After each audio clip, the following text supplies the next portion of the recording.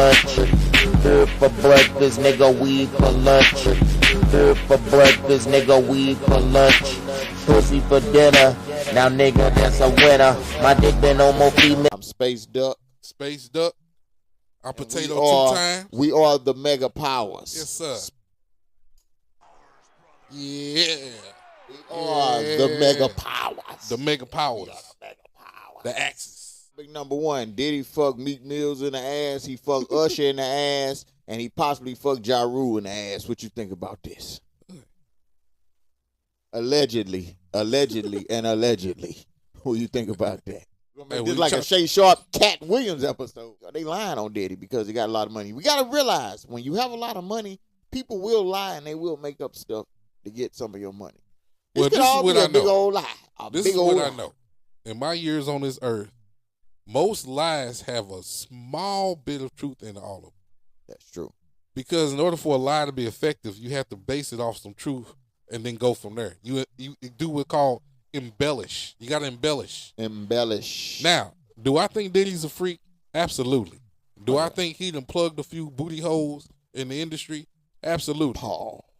Do I think he definitely did Meek Mill? I don't know. I can't say yes, can't say no. What I can say is this. Meek Mill has been looking zesty in a couple of pictures lately.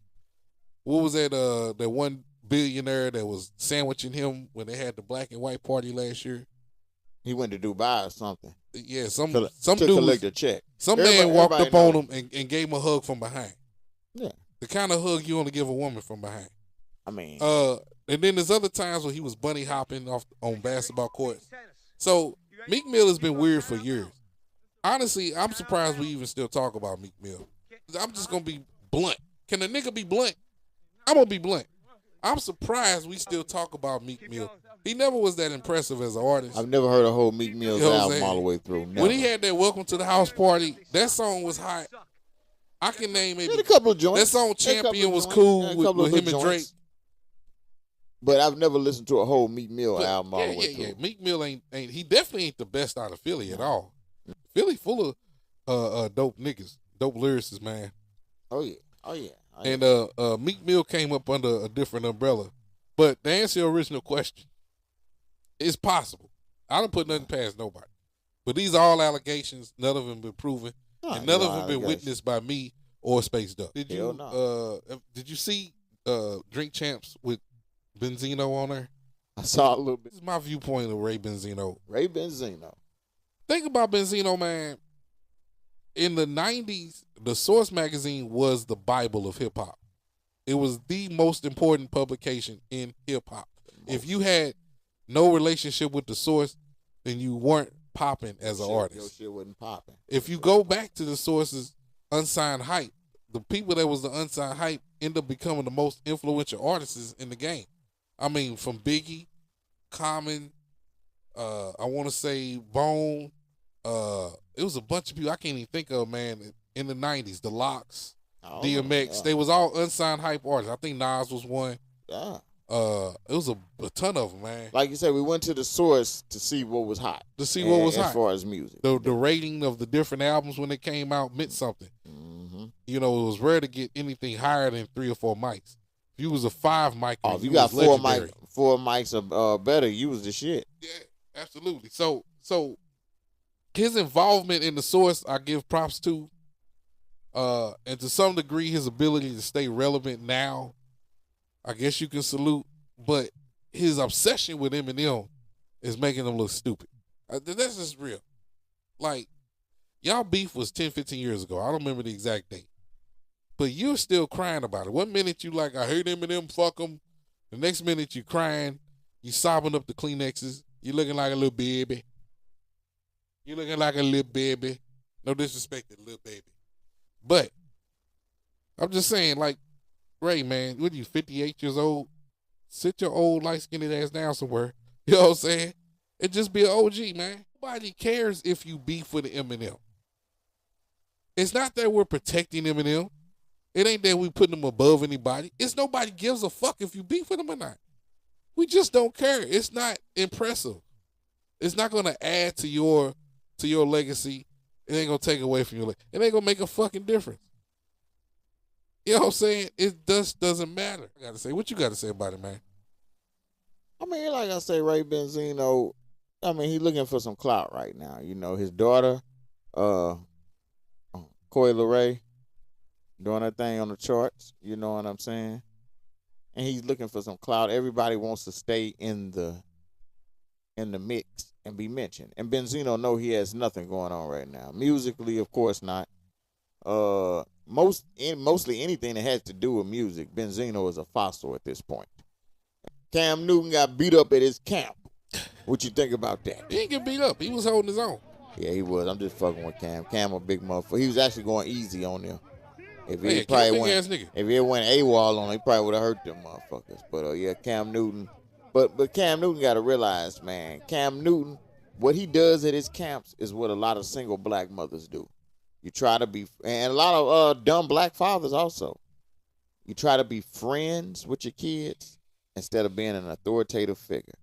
Now, Cam is going to these camps. He's cracking jokes and putting himself on the same level. When you go to them camps, they wouldn't do that shit to Tom Brady or Peyton Manning.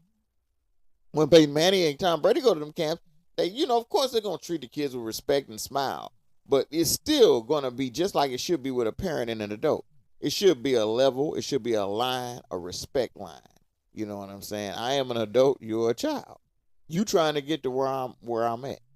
As far as, the Cam Newton camps and all that, they would never do that to Peyton Manning, Tom Brady, or nobody like that. You know what I'm saying? It's a respect thing. Cam Newton puts himself on the level of them goddamn kids, so they going to treat him like one. Simple as that. And a lot of parents do that. A lot of parents don't want their kids mad at them, so they want to be their friend. Yes, okay. Hey, not me. I like when my kids, my kid mad at me, that means he going to leave me the fuck alone for a while.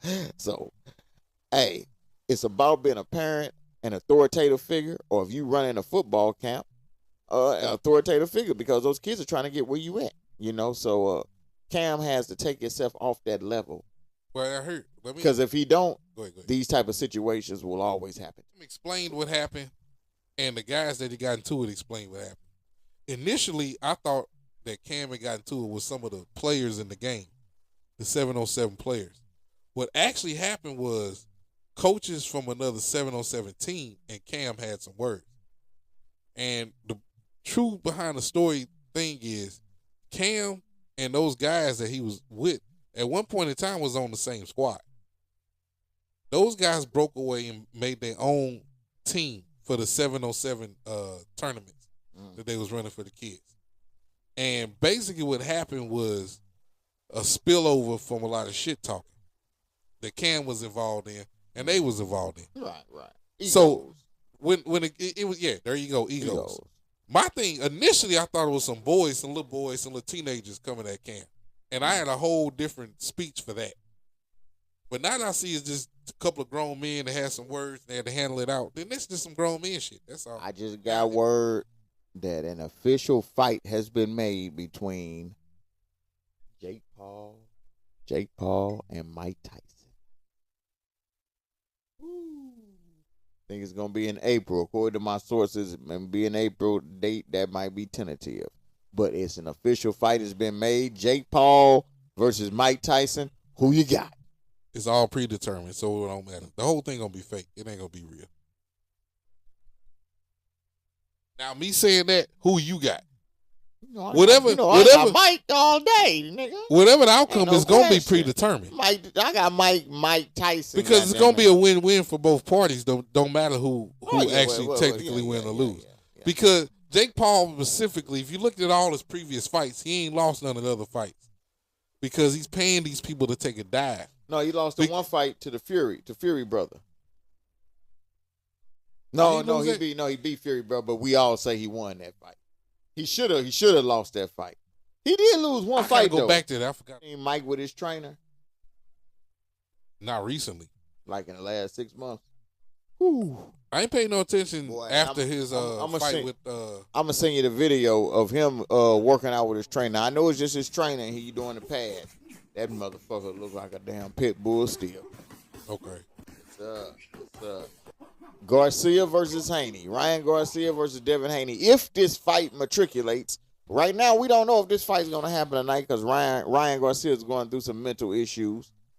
But I'm gonna tell you what I think real quick. I know one thing. They about the same size, 5'9", 5'10". They done had 6 fights in the amateurs, and they split it 3-3. Ryan got faster hands and more power, but Devin got more skill and technique. Who you got? I'm gonna roll with Devin because Ryan. Let me tell you something. Ryan Garcia has amazing hand speed. Yeah, His hand speed is fast amazing. as a motherfucker. I yeah. mean, fast, but I don't think he got the mentality. He I got don't think power. He got power behind his punches too. Yeah, he got hands. He ain't got no chin though. He no don't have the chin. mentality of a winner.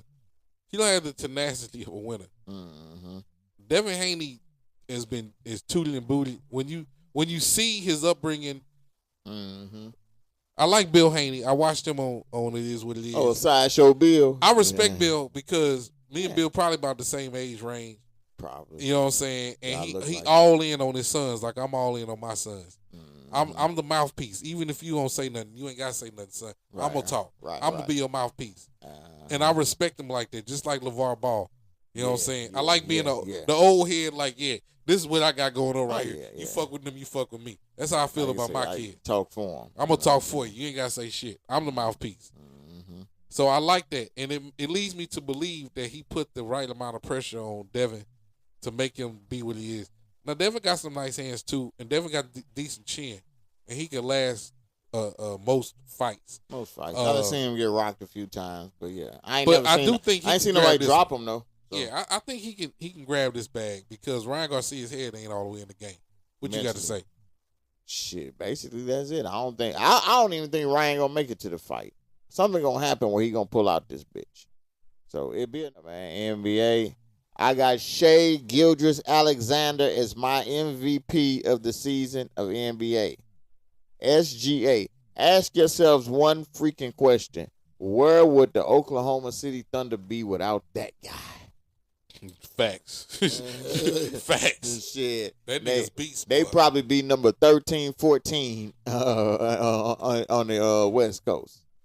So I got SGA as at number one. Yep. You know what I'm saying?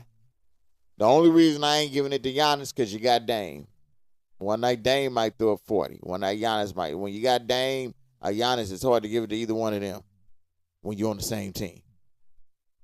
You know, Joker, you could probably give it to Joker damn near every year, but it's just like the old Jordan and Shaq. You know, it needs to be spread around. Because the most valuable player award is if you take this player off the team, what would the team be? And to me, if you take SGA off of OKC, they're a lottery team. They're a lottery team. Who do you think the MVP is? What do you think? What do you just think about the climate of the NBA? I mean, I can't argue SGA is MVP because he's a workhorse, man. He really is the bread and butter of the team. And he want it too. And he wants it. He want it.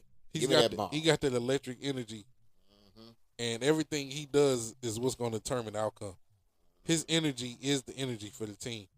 So 100%, I'm behind SGA getting the MVP.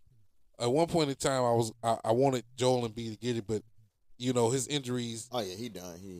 His injuries disqualify him because he won't have the amount of no games to play, and then it's kind of unfortunate because the process has been stalled. Well, the process needs to end this year. If he's smart, the process will talk to his agent and tell him to process my African ass up out of Philly.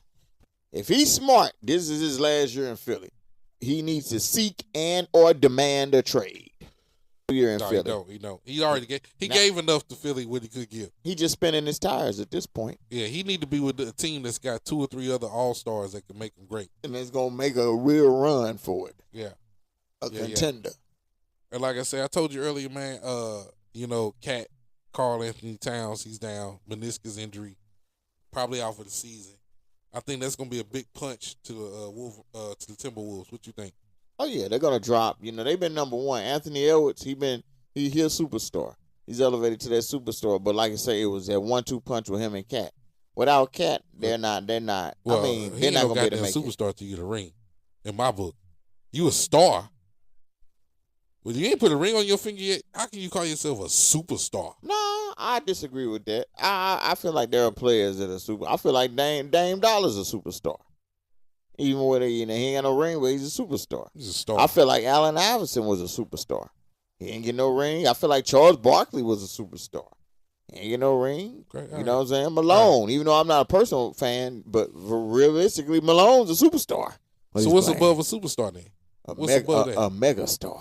That's LeBron James. So we got to have a ring for megastar then, You got to right? have a ring to be a right, megastar. right. Yes, you do. Okay. Megastar LeBron James. I respect the Magic Johnson. Those are the megastars. Okay.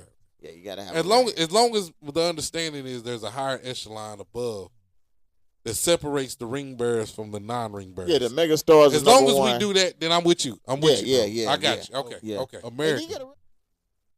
They're looking at European players and African players, and those are the people that they trying to make the face of the NBA because they're trying to expand and make it global. And they tired of this nigga shit. Nigga pulling guns and all the other bullshit. All the crazy problems. Drugs, domestic violence, whatever the fuck. Them motherfuckers coming from third world countries and coming from the Banana Republic, they don't do that shit. They come over here and they act like they got sense. You fucking niggas. So you think the Bucks still got it?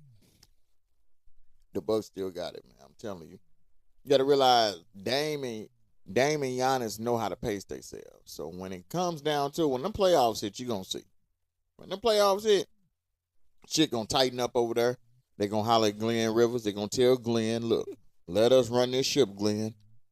You sit back, be a face, call a play here and there, and shut the fuck up. You can call the plays when Patrick Beverly get in the game. But you know what I'm saying? While Dame and Giannis running the show, you tell Glenn to sit his ass back and shut the fuck up. Glenn Rivers. Tell Glenn. that nigga name is Glenn. When you Wikipedia, they're gonna say Glenn Rivers. Glenn. His moms and dad named him Glenn. All that Doc shit, that's that cool street names y'all had let him up. Do you feel like LeBron is putting an additional amount of pressure on Bronny James to be him, to repeat his performance, to make him a star? Do you think he's putting unnecessary pressure on his son? What are your thoughts while I eat this chicken wing? I mean, he's probably had a talk with his son. He probably asked his son, look, do you really want this shit? If you do, then it's all about pressure. And it starts here, you know. I can tell you one thing Bronny good at is hitting that damn blunt. Did y'all see him about 2 years ago? Look at that video. Y'all see him about 2 years ago hitting that motherfucking blunt? He hit that bitch like a pro. That definitely was not a first-time smoker. That motherfucker, that nigga making motherfucking characters with the smoking shit. But Bronny gonna go to the NBA.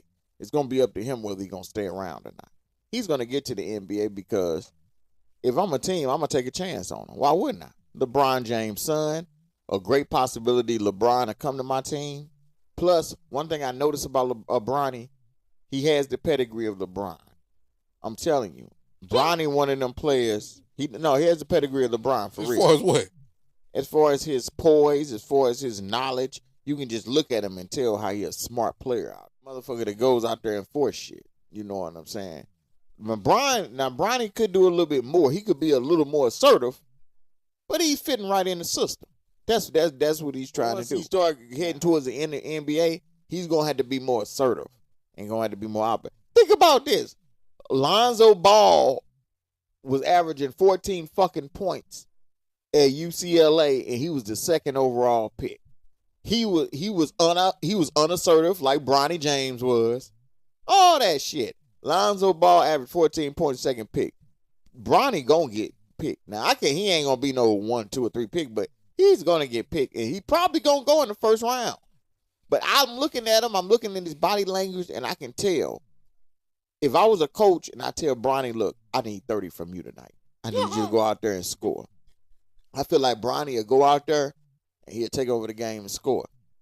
Bronny is one of them kids that's going to do, look at learning from his father, he's going to do what's needed for the team. James, I guarantee he's going to be a top 25. He's going to be going in the first round. He's going to go in the first round. And he's going to go to NBA. I can tell you right now, he's going to be a 15 and 10 guy.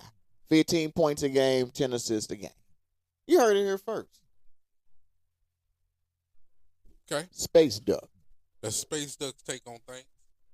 And Nigga. I respect what you're saying. But here's the facts. You don't sound like you respect it. USC, you calm down.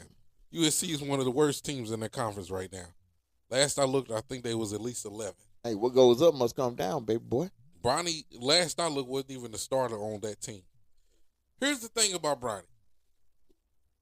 Bronny has enough skills to play at a collegiate level. Bronny is in no way, shape, or form anything the athletic phenom that his dad is. Now, does that mean he doesn't have skill? No, he has college level skill. Yeah. We'll talk about it. Bronny James has college level skill. He doesn't have what his dad had. No. And once people realize he has the mentality of his daddy, though. He'll have his dad's mentality, and a lot of what his dad is will brush off on him because they're father and son. He's going to talk to him about it. Now, the physical attributes. The physical attributes aren't there now. The height has already skipped over him. I think that's going to go to Bryce. Bryce is already taller than him. A lot of people are focused on Bronny. Nobody's focused on Bryce. Bryce is going to be the one that's 6'9", 6'10". You know what I'm saying? I think Bronny at the most is going to turn into more of the textbook point guard. He'll probably max about 6'4".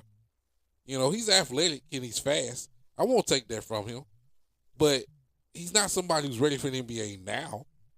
I think he might get ready maybe by his junior year. Maybe at the end of his sophomore year, he would technically be ready. But I'm not dumb enough to think that they ain't going to wait that long. I know they're not. You're the prince of King James. As the prince, you'll get the push. You know what I'm saying? Even if you couldn't put a mop in the mop bucket, they'll put your ass on there. If you couldn't jump higher than the curb, they're going to put you up there because King James said so. White folks have been using that shit for years. White folks get in positions of power and they pull their kids in and their siblings in all the time. The Kennedys did that shit. You know what I'm saying? Why the fuck not? I don't blame you one bit. Do that shit. I would take my subpar son and speed up his ass to get in the league because I want him there because I'm the face of the league. Shout out to LeVar Ball. Why the fuck not? Fuck you motherfuckers that don't like I'm trying to get my child all the help possible to get in there. Hey, it don't matter what Man, we got to do. All the shine we in this together. Hell yeah, that's my son. Fuck yeah. So, I ain't mad at him. That's why I told But Greg, I'm letting you know he's not going to be there because of talent. As long as y'all understand that, then we good. That shit don't cross over on most occasions. You know what I'm saying? You look at Sanders. Dion is great. Is his sons great like him? No. Are they good? Yeah. We don't know how. They're not great. We don't know how great they're gonna be because they're not in the NFL yet. You know they not. We don't know how. We don't know how good Shador gonna be. But the amount of attention that Dion got at this point in their career, they would have that also. Not. At this point, they would have that also if he was great. He was a dual sport. They're not as great, obviously, because they're not being sought after in the same manner. That doesn't mean they ain't shit. Everybody wants everything to be either or. You know what I'm saying? It's a whole gray area. As I say, Bronny's an athlete. Yeah. Hell yeah. Can Bronny go smoke most high school players right now? Fuck yeah. Yeah. Is he a D1 first team athlete, first squad to go out on the bench for D1? Absolutely not. Absolutely not. Absolutely not. Couldn't have failed. The motherfucking Broncos cut your boy. Oh. They cut Russ. What you think about that? Dangerous. I mean, shit, that's what happened when you married to a video. He married to Sierra. They said they gave that nigga his own office. I can just imagine. I can just imagine Russell sitting with the Broncos. They done lost the last 3 fucking games. Somebody, hey, Russ, man, can I talk to you? Knocking on Russ. I've never heard a player having their own office inside the office building with the other people that have an office. Never heard no shit like that in my life. You know what I'm saying? So the Broncos got what they asked for. It's a reason. Russ has seen his best years, and it was with the Legion of Boom. It's a reason they got rid of his ass. You know what I'm saying? Let me tell you something about a rumor. When more than 5 people say it, that's when you start looking at it not a rumor and more as truth. People say the same thing about Russ all the time. His head is in the clouds. They think he's better than everybody else. You know, he would run around here with Sierra, and Sierra bad. You know what I'm saying? And, you know, what nigga wouldn't think they the shit? He running around here with her. You know what I'm saying? I think his future probably still popping that on the side, but that's neither here nor there. Nothing but an allegation. Definitely ain't my business. It's about if people like you. If people like you, they'll teach you what the fuck they want you to know. You could come in with all the skill and knowledge in the world, but you're an asshole. And don't nobody want to be around you. Don't nobody want to work with you. Don't nobody want to hang with you. None of that. You know what I'm saying? Being likable. Like I said, look at Michael Irvin. He's been caught with numerous crack pipes. He still gets a job. Talking about the cocaine cowboys? The last time Michael Irvin got caught was about 5 years ago with a crack pipe. Well, I'm good. I get it, man. And he said the excuse he gave was it was his cousin's crack pipe, and he's trying to get his cousin off crack. So he snatched the crack pipe out of his cousin's hand and put it in his glove compartment in his car, and he forgot about it. Now, I hate to say this because I like Michael Irvin. Who knows? I might edit some of this. Not too much because it's good shit. It's all to say is, look, people like Michael Irvin. Everybody like Michael Irvin. Everybody know Michael Irvin smoking crack and snorting cocaine since the 90s. They still hire him. ESPN hire him. Fox hire him. Whoever hire him. Hell, he just got a lawsuit over the white bitch, $25 million. It must be good to be Michael Irvin right now. Shout out to Michael Irvin, the playmaker. You know what I'm saying? I ain't trying to dog him because he's one of my top 3 favorite receivers in history. But it just goes to show Michael Irvin has done some things that I'm pretty sure, you know, he's changed his life or whatever. But it goes to show if anybody else had done them things, they'd be out.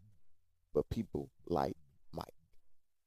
People fuck with Mike. So if you have a good personality and people like you, you can fuck up a few times. But if you're walking around here like you got to stick up your ass, pause, with your head in the air like you better than everybody, yeah, you might have all the knowledge in the world, but one fuck up area, we all looking to get your ass up out of here. I advise everybody to look at the last few days of Undisputed, because mark my word, Undisputed going to be off the air within the next 6 months. You heard it here first. You're starting to hear the crickets when the show comes on. I ain't gonna lie. You're starting to see the cobwebs when the show comes. Yeah, Richard Sherman. Well, you know, he been off the show. You heard what he did. He had the DUI. Yeah, another DUI. Yeah, he got drunk. He got drunk and fucked up. Now it cost him his job, dumb nigga. Yeah, he might go to jail. They got all kind of problems. That's what he need to be, man. Nigga like him, sit his ass down. I'm gonna tell you the problem with Richard Sherman. He got arrogance about it. He's an arrogance about it. He's a 70-year-old. He's never been an athlete. He's a 70-year-old journalist that has survived 6 decades, 6 eras of sports. Somehow he survived.